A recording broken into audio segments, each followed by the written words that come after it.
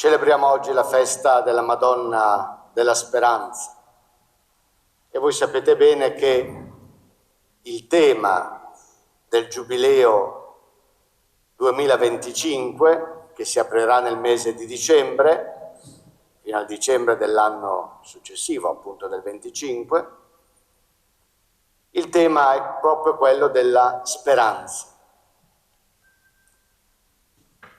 Tanti possono essere gli oggetti della speranza. Ne evidenzio tre. Sperare che dopo la mia morte ad attendermi non ci sia il nulla, ma un Padre che mi ama e che durante il mio pellegrinaggio terreno sempre è con me e sempre mi perdona. Sperare che le potenzialità di bene che sono in me possano trovare compiuta realizzazione, così che abbiano la meglio sul male distruttivo e autodistruttivo che pure mi abita. Sperare in un mondo più giusto, più solidale, più fraterno. Ecco, tutte queste speranze hanno, come dire, un denominatore comune. Intanto sono dono di Dio. Se credo in Gesù, morto per amore, e che Dio ha risuscitato il mattino di Pasqua, se credo in Gesù, vivo tra noi, amico che sempre mi accompagna, se credo in Gesù, che ha detto a Marta: io sono la risurrezione e la vita, chi crede in me anche se muore vivrà, che ha detto ai suoi discepoli: nella casa del Padre mio vi sono molti posti, se no ve lo avrei detto, ecco, vado a prepararvi un posto, poi tornerò e vi prenderò con me, perché possiate essere là dove sono io. Che ha detto al buon ladrone: oggi sarai con me in paradiso. Ecco, se credo a tutto questo, allora so con certezza che ogni sconfitta, ogni morte non è per sempre. Allora spero. Una speranza sempre rinnovata, una speranza che diventa incrollabile grazie all'azione dello Spirito Santo. Queste speranze come dono di Dio però da custodire, perché possono spegnersi, possono venire meno, vanno appunto custodite. Da custodire attraverso l'esercizio della pazienza, da custodire praticando gesti di cura, da custodire vivendo relazioni interpersonali autentiche e quindi significative, da custodire con pazienza. Gli uomini pazienti sono tessitori di bene. Uomini pazienti sono quelli che restano fedeli al cammino scelto, nonostante le fatiche, le delusioni, le derisioni, le emarginazioni, le persecuzioni. Sono quelli che non vogliono tutto e subito, sono quelli che sanno attendere. Ecco, gli uomini pazienti sono tessitori di bene e la speranza la custodiamo anche esercitando la pazienza. Poi la si custodisce praticando gesti di cura, cioè a dire amando, cioè a dire servendo. Che cosa vuol dire servire l'altro? Vuol dire tante cose. Servire l'altro vuol dire aiutare l'altro nei suoi bisogni spirituali e materiali.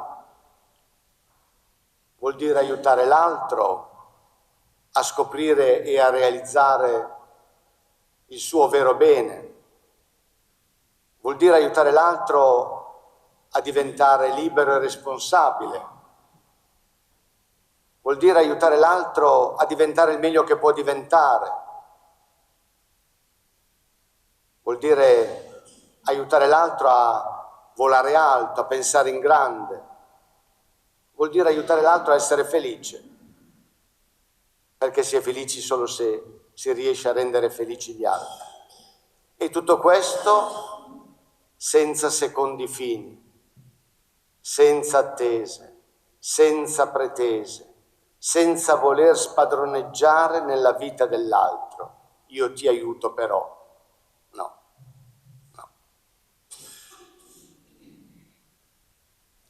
E poi dicevo che la speranza la si custodisce attraverso relazioni interpersonali autentiche, quindi significative. E anche grazie a queste relazioni che il Signore mi aiuta a sperare,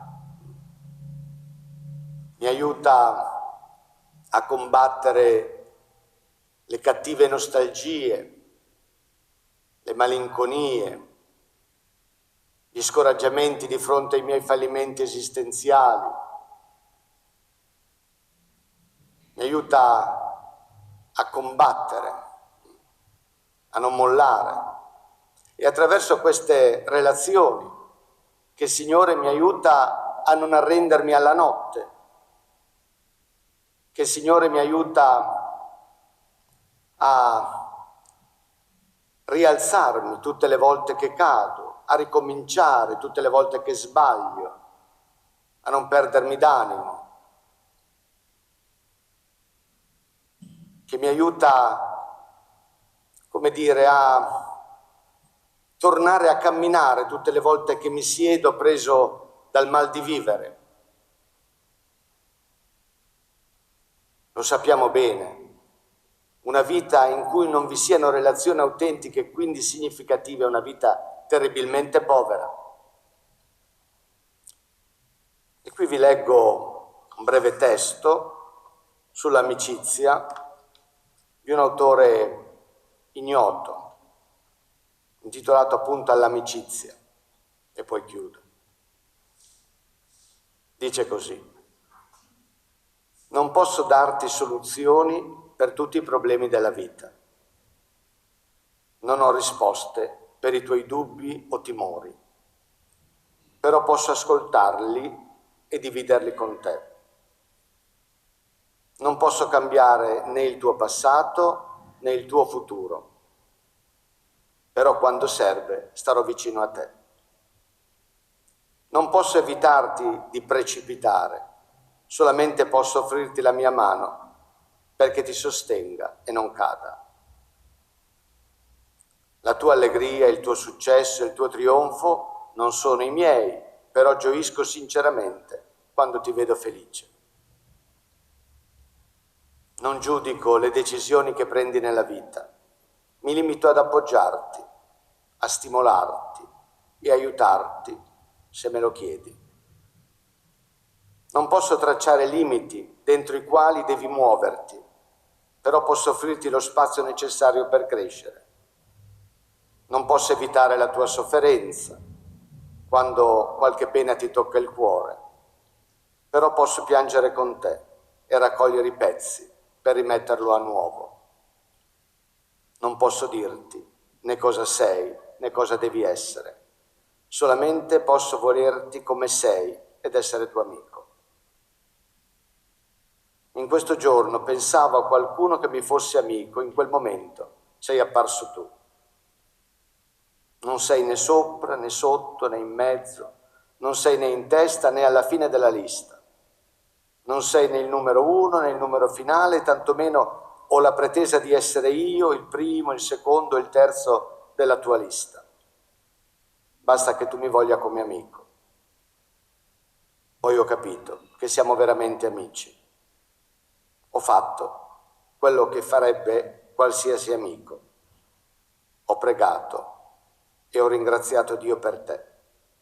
Grazie per essermi amico. Ecco, cari fratelli e sorelle, sperare